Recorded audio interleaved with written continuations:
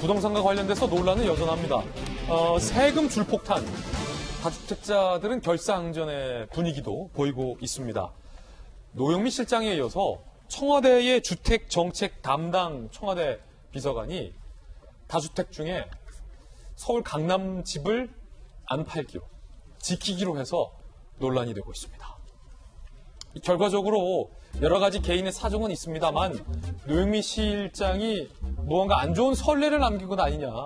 물론 노영민 전 실장도 강남집 팔기로 했습니다만 이런 논란도 일어나고 있습니다. 당사자는 청와대 국토교통비서관, 부동산 주택정책 담당입니다. 윤성원 비서관인데 세종시와 강남구 논현동의 아파트를 두 채 갖고 있습니다. 시세는 4, 5억이고요. 세종시 아파트는 그거를 팔기로 한 겁니다. 반면 시세가 9억에서 10억 가는 서울시 논현동 강남 아파트는 안 팔기로 했습니다. 이유는 있습니다. 현재 서울시에서 근무하고 있어서 세종시 아파트를 파는 거다. 이달 중에 소유권 이전 완료할 예정이다. 그런데 지난 3월 공직자 재산 공개 당시 서울 근무로 아직 세종 아파트 입주 못했다. 공무원 특별공급제도 취지를 감안해 전입 후 실거주한 뒤 매도할 것이다 라고 밝힌 바 있습니다. 세종에 실거주한다더니 결국 강남 불패를 선택한 거 아니냐라는 비판이 나오고 있습니다. 자, 주택 한 채밖에 안 갖고 있는 우리 박정환 대변인. 지금 노영민 실장에 이어서 청와대에서 주택 정책 담당하는 참모마저 이유야 어찌됐든 서울 강남집을 선택했습니다. 앞서서는 세종시에 실거주하겠다라고 밝혔는데 어떻게 된 겁니까? 세종시에 지금 갖고 있다는 아파트가 사실은 공무원이기 때문에 특혜 분양받은 아파트예요. 특별공급으로. 그래서 지난 그 재산 공개 당시에 내가 특별 분양을 받았기 때문에 이거를 실거주하고 어떻게 해서 다 기간을 만료하고 난 다음에 처분해야 돼서 지금은 가질 수밖에 없다라고 얘기를 하는데요. 글쎄 이해가 잘 안 돼. 이제 와서 갑자기 논현동은 놔두고 세종시를 판다는 게. 사실은 저 정도 상황이면 노영민 실장도 그렇고 저는 윤 비서관도 그렇고 공직을 택하느냐 아니면 강남 집을 택하느냐 이렇게 결정을 해나가야지 공직도 택하고 강남 집도 택하고 라는 게 맞을 수 있느냐. 그래가지고는 어떻게 국민들 보고 집 팔으라고 그러고 강남에 집 가질 필요 없다라고 얘기할 수 있는지 궁금한 상황입니다. 지금 윤 비서관 얘기한 것처럼 만약에 지금 청와대 근무하고 있어서 서울에 거주지가 필요했다라고 한다면 우리 얼마 전에 기억하는 것처럼 김기현 전 대변인처럼 청와대 관사 이때 쓰는 거예요.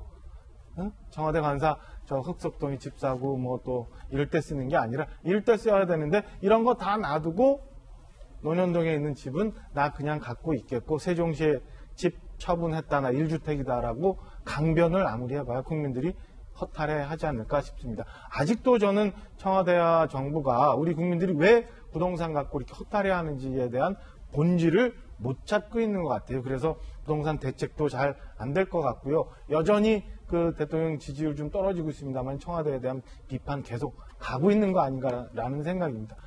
만약에 저런 상황이라면 아까 우리 앵커가 이 건과 별건으로 박원순 시장님 관련해서 했지만 고위공직자의 처신에 대해서 얘기를 했는데 이렇게 된다면 깊게 한번 생각을 해봤었어야 되는 거 아닌가라는 생각이 듭니다.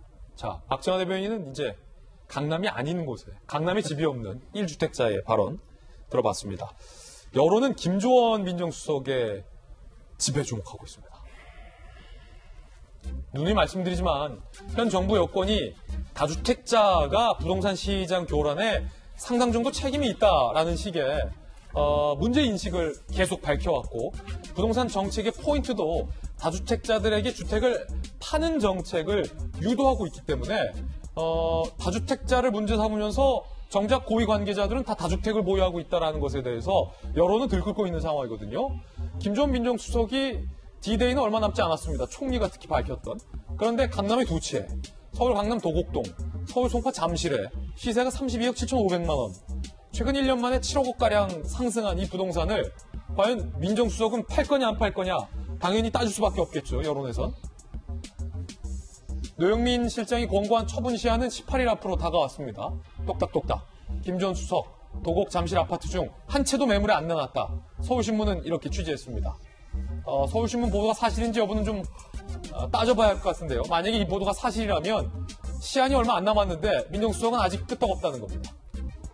서울신문 기자들이 팔 겁니까 안 팔 겁니까 의사를 묻기 위해 연락했는데 계속 김주원 수석은 전화를 받지 않는다라는 게 서울신문 주장입니다. 도곡동 현지 부동산 관계자는 서울신문 기자에게 김 수석 집은 로열동 중에 로열층이다. 매물만 나오면 시세보다 비싼 값이라도 사려고 할 것이다. 학군 좋고 거기에 재건축 가능성도 높다라고 설명을 하고 있는 상황입니다. 김수현 박사님, 만약에 정부에서 부동산 정책의 기조를 다주택자도 파시오. 하지만 공급도 늘리겠다라고 했다면 청와대 고위 관계자들이 다주택을 갖고 있는 것에도 조금 자유로울 수 있었을까요?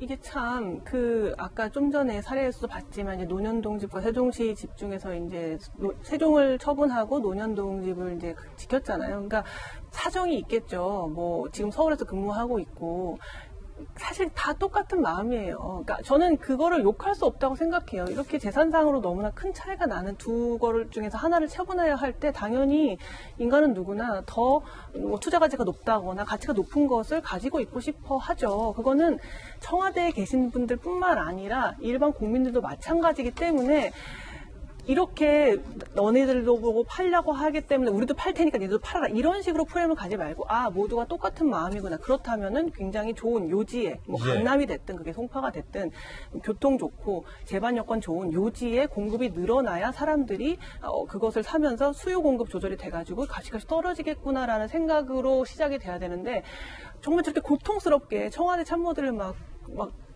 팔어 안 팔어 계속 이렇게 막 주목하면서 이번 달까지 안 팔면은 뭐 어떻게 할 거야 이런 식으로 계속 압박하면서 모두가 고통스러운 전쟁을 하고 있다는 생각이 들어요. 저는 그래서 그냥 이러한 인간이 누구나 가지고 있는 이러한 생각들을 인정했으면 좋겠어요. 거기서부터 시작해야 이 문제가 풀리지.